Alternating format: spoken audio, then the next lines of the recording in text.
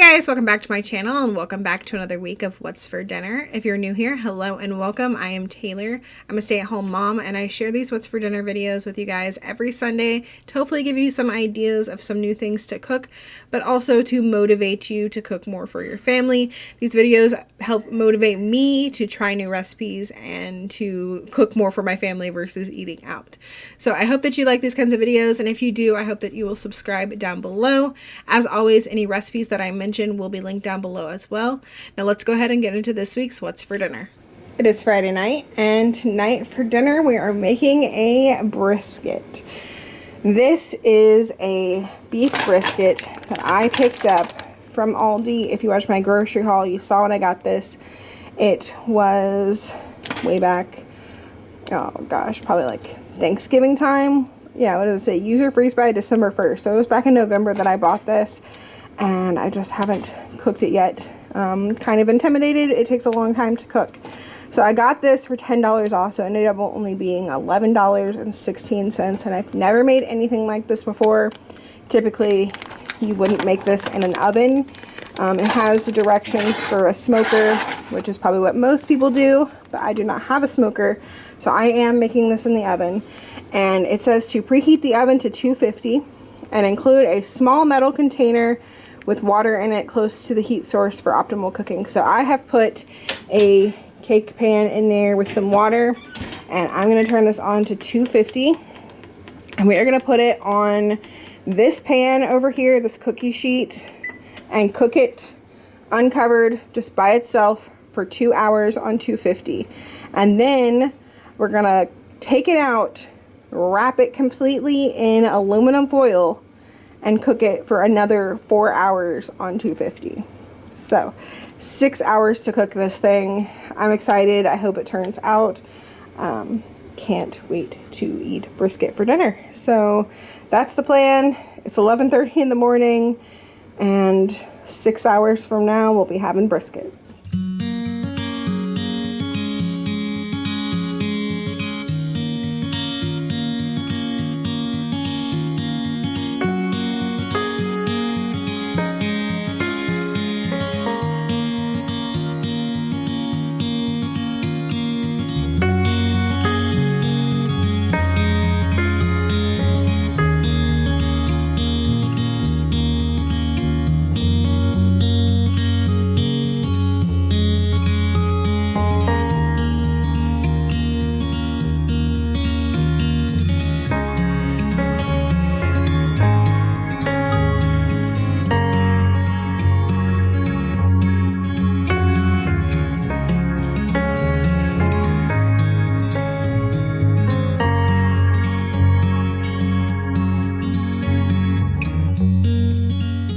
Has been, what was it? It was supposed to be 4 hours. Still 7 minutes left, and I decided to take it out and check it. And y'all, this is done. Hopefully it's not overdone. It said make sure it reaches, I think it was 165. Well, this thing went well over the 190, so it is hot. It is done. I'm gonna let it rest. I'm gonna make some Instant Pot mac and cheese and a can of carrots to go with this. The recipe for the Instant Pot mac and cheese will be down below. It is so good, and I can't wait to eat this. It's been making the house smell amazing all day. Just gonna let it rest for probably about 20 minutes, and then we'll cut into it.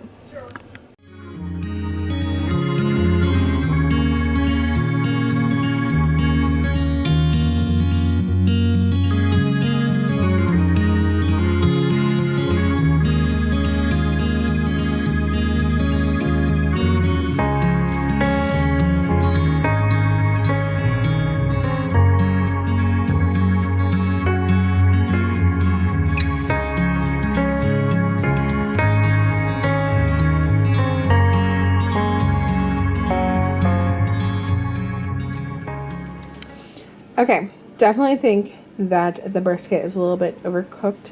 It's not dry or anything, but it is super duper fall apart. I think it's supposed to be a little less cooked, hold together a little bit more so you can slice it a little bit better. Because as you can see, it's kind of falling apart as I slice it, but it tastes really, really good. So really happy with it.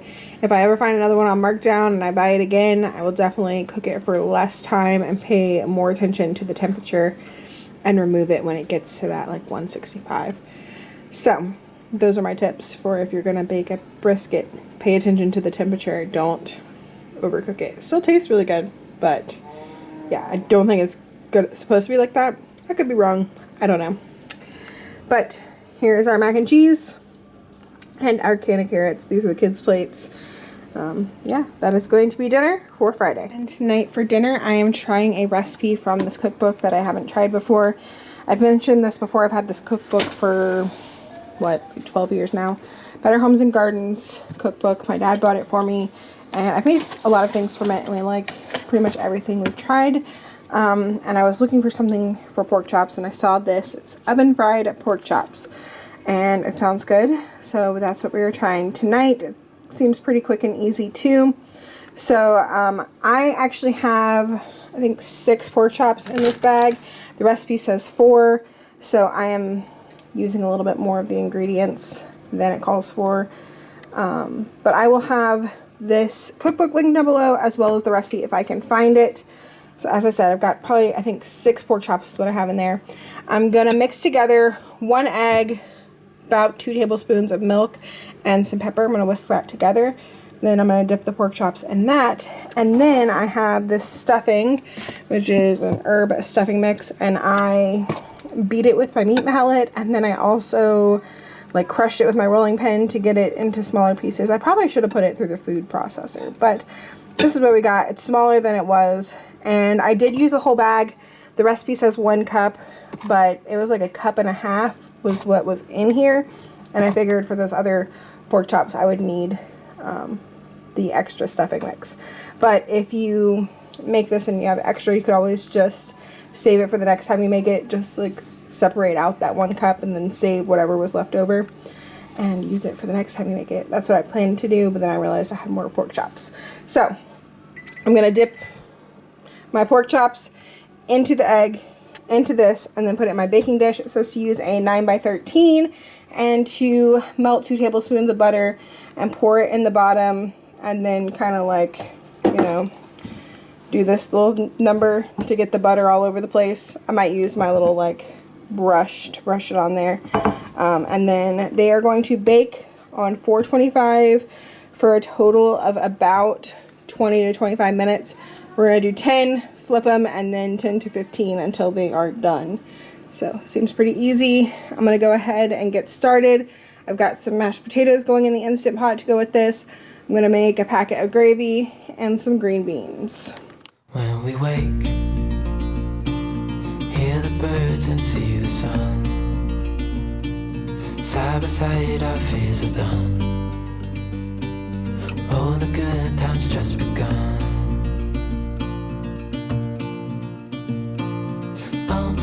We know what we have, let's hold on tight. Found what we're looking for in life.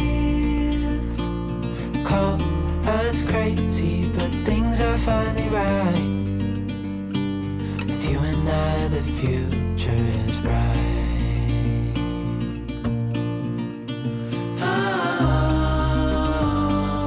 You and I, we got it.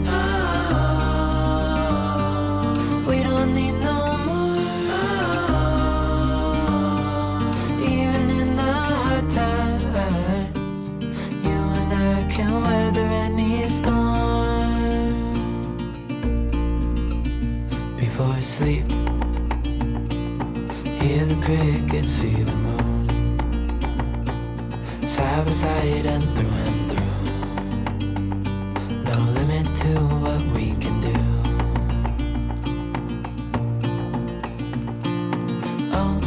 We know what we have, let's hold on tight. Found what we're looking for in life. Dinner is done. Here are the kids' plates. I cut up the pork chop, and while cutting it up I tried it, and it tastes pretty good. And we've got green beans and mashed potatoes, as I said, and I will leave how I do the mashed potatoes in the Instant Pot down below. It's super easy, and it's my favorite way to do mashed potatoes now. So here is Andy's plate, and here is my plate, and that is going to be dinner for Saturday. Okay, Okay, it is Sunday night, and tonight for dinner we are using that leftover brisket to make some brisket grilled cheese sandwiches. And these are going to be pretty filling, so that's probably all we're going to have for dinner with this. Maybe some like cut up veggies like some carrots or tomatoes or something. Me and Andy are actually not hungry right now, so I am just making some for the kids. And theirs is just going to be on the sourdough bread with some regular cheddar cheese and then this white cheddar, which has become my favorite cheese. I get it at Aldi and it is delicious. So theirs is just going to have that with some brisket. And when I make mine, I know on mine I'm going to put some extra barbecue sauce. I say extra, this doesn't have barbecue sauce on it. I'm going to put some barbecue sauce on mine just to make it a little saucy because I think it'll be delicious. I don't know what Andy will do, but I will show you hours later when we make it. But yeah, that is what I'm going to be doing for that. Obviously butter the bread like a grilled cheese, and then I have my pan heating up. Got my cast iron pan over like a medium heat, and we're just going to cook these up.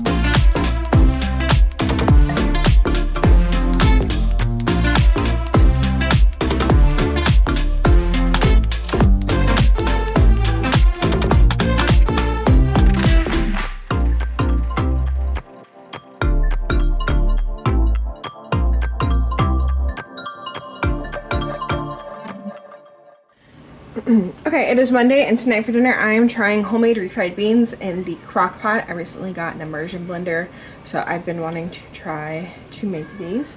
So I can use the immersion blender to mash them up. You don't have to use an immersion blender if you want to try this recipe. You could just mash them with a potato masher.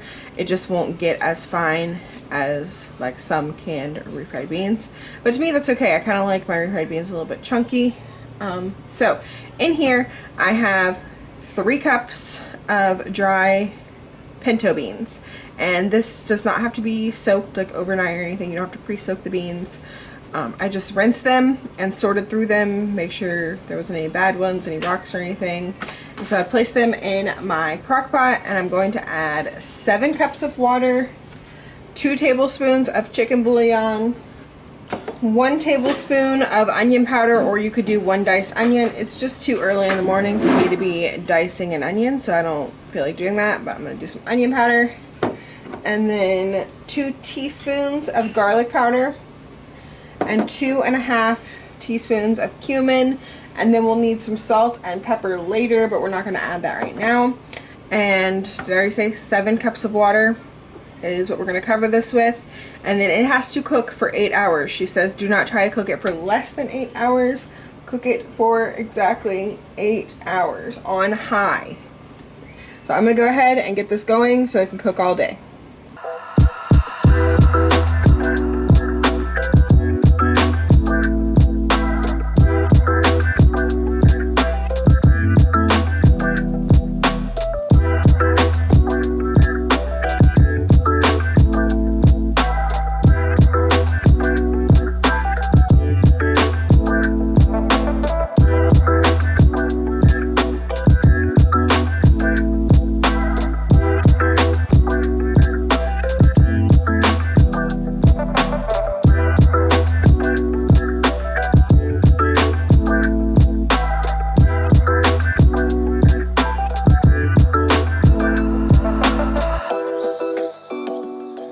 Okay, it's been 9 hours.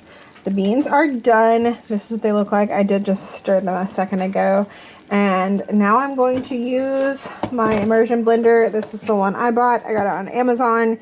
It has the blender, like the immersion blender, a whisk, and a milk frother. So that's why I picked this one. And I think it was like 40 bucks. Maybe it was like 35. I can't remember. But I will link it down below if you are interested. I'm just going to use that to go through here and blend it up so it's got a refried bean kind of mashed texture. If you didn't have an immersion blender, you just mash it with a potato masher. But I'm going to do that, and then I'm going to get started on our chicken. I already made our Mexican rice, and then I'll just have to heat up the cheese dip as well.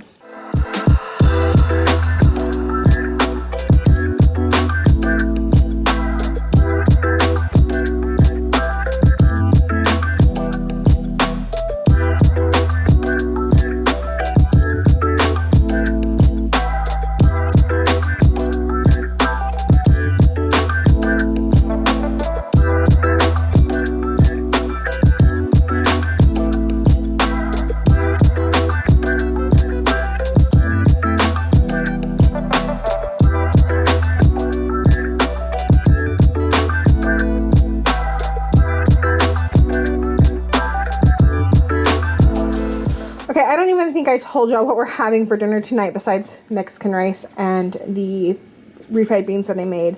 I originally got this idea from Kristen's Step. I've made it a couple times now. I believe she said it was called Pollo Fundido, which I think it was called that just because that's the restaurant where she would order it from, like the Mexican restaurant that she went to. I think based on what I've seen online, most other Mexican restaurants call it Pollo Fundido.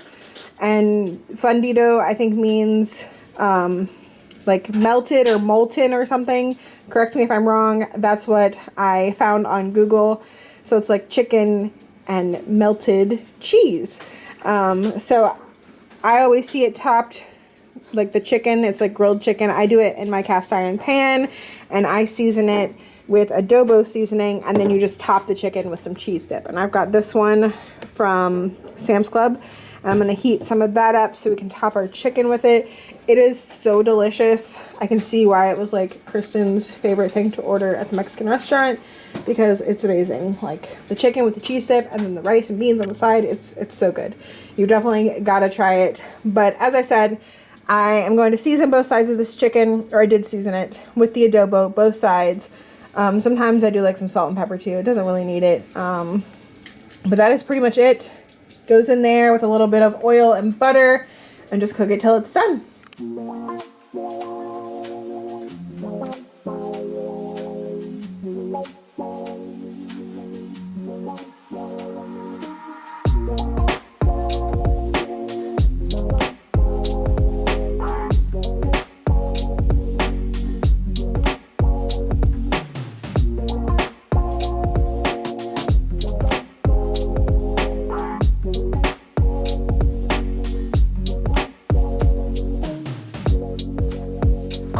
Okay, here is the finished dinner. We've got our beans, our rice, our chicken covered with cheese. I did some cheddar and some of the cheese sauce, cheese dip on top of the beans for each of us.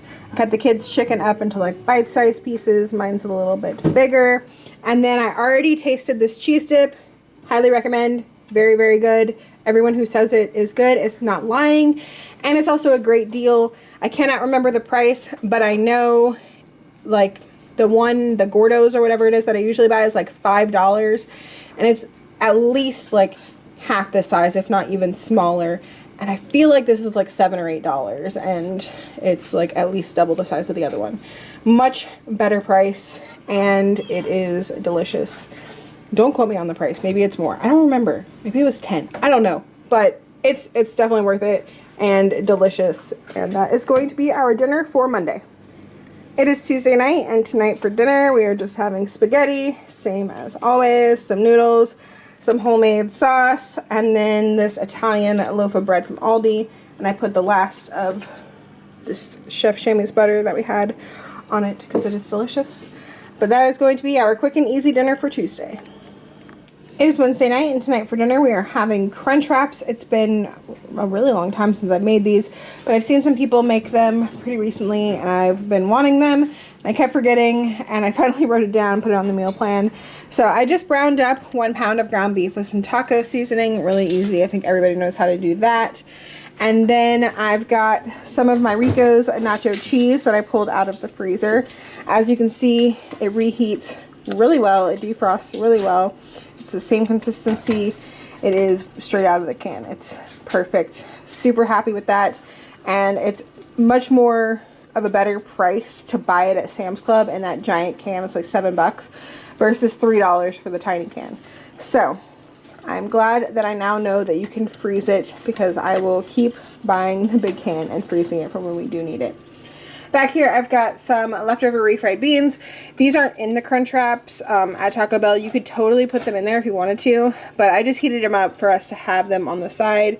And then whatever's left over after probably lunch tomorrow, I'm going to freeze for future dinners. So for the Crunchwraps, I've got these burrito sized tortillas, and I just warmed them up in the microwave with a damp paper towel for like 30 seconds. And I'm going to top them with some of the ground beef and then some of the nacho cheese, and then I have some tostadas, and that's going to go on top. Spread that with some sour cream, just a little bit. I'm going to do a little bit on the kids, and hopefully they don't notice. I think they'll like it. It'll give them a little bit more on there because they don't want like a lot of anything else. Elijah said a tiny bit of lettuce, so I will add some lettuce on top of his sour cream, and Lily said no tomatoes, so after the sour cream that's going to be it for hers. And I will do lettuce and tomato on mine, and I think I'm also going to put some of this Taco Bell mild sauce, even though I don't think they put it on there, but I think it'll be good. And then we'll fold this up, and if it won't close all the way and there's like a gap, I have these smaller tortillas that I will put on there to fill in the space. And then these will be fried in my cast iron, which is heating up. Just a couple minutes on each side to get them browned. And that is going to be it. They're pretty easy. All you gotta really do, different than taco night, is like fold it up and toss it in a skillet for a few minutes.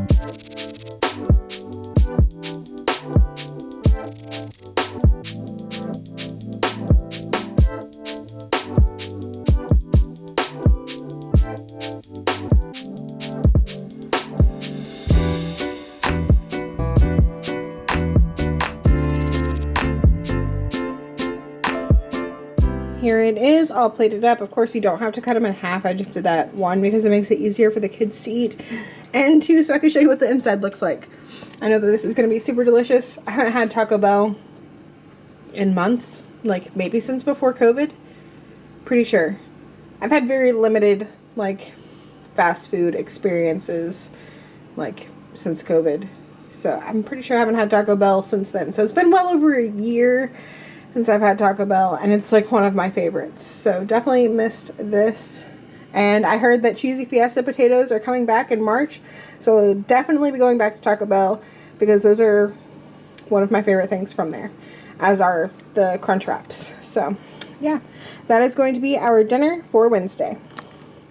It is Thursday night, and tonight for dinner we are having fried rice. My original plan was to do chicken fried rice and like cook the chicken and then mix it in with like the rice, but I wanted to make things easier and I went grocery shopping today, so I picked up these honey battered breast tenders from Aldi. We've had them before, and last time we tossed them in the Panda orange sauce and it was really good.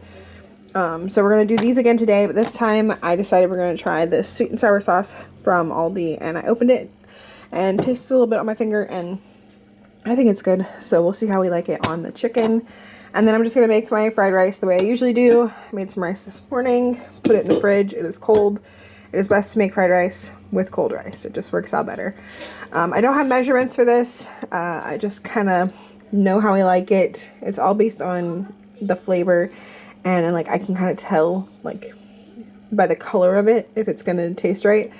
So I will saute that in some sesame oil and olive oil, or vegetable oil, I mean.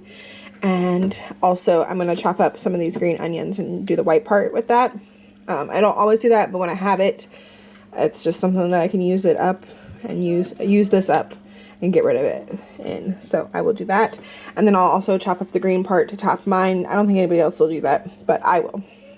And then I will add in some soy sauce, always Kikkoman, a little bit of hoisin sauce, a little bit of oyster sauce, some salt and pepper and garlic powder, and do that. And then I'll also add in probably about 4 eggs and some of these frozen mixed vegetables. But you'll see all that. I just don't really have measurements. It's kind of based on how you like it. These say to cook them in the oven on 425 for 4 minutes and then turn them over and do 4 to 6. So I'm going to do them in the air fryer on 400 because that's as high as mine goes. And then I'll do probably 10 minutes and toss them halfway through. So I think that's what I did last time. I can't remember for sure. But that's where I will start on that, and I'll update you guys on how long it did end up taking.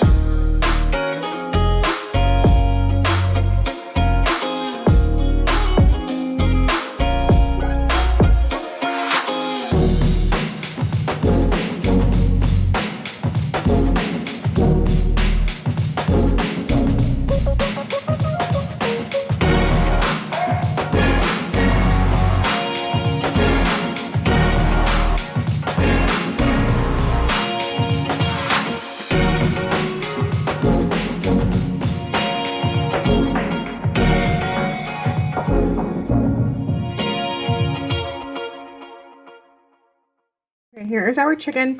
I ended up doing 13 minutes in the air fryer on that.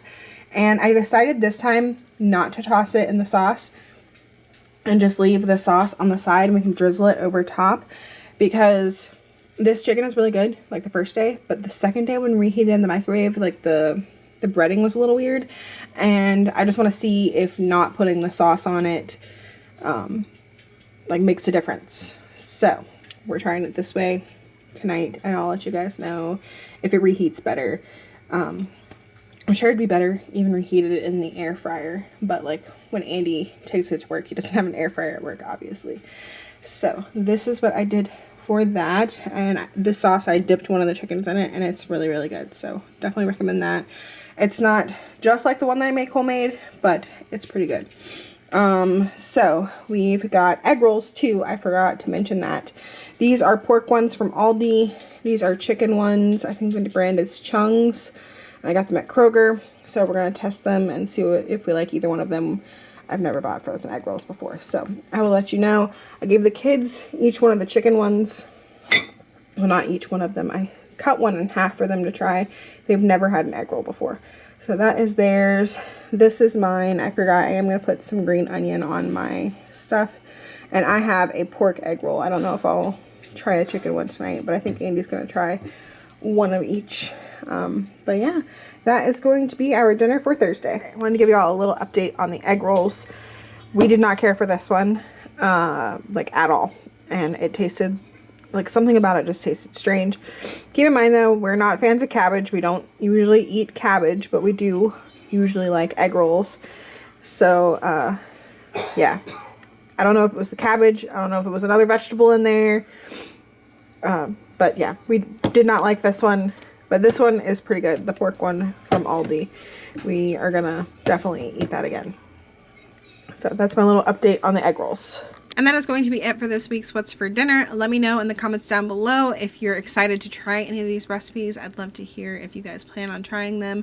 And if you do try them, tag me in your pictures on Instagram or come back to the video and tell me that you tried it and let me know how you liked it. As always, thank you guys so much for watching, and I will see y'all in the next one. Bye!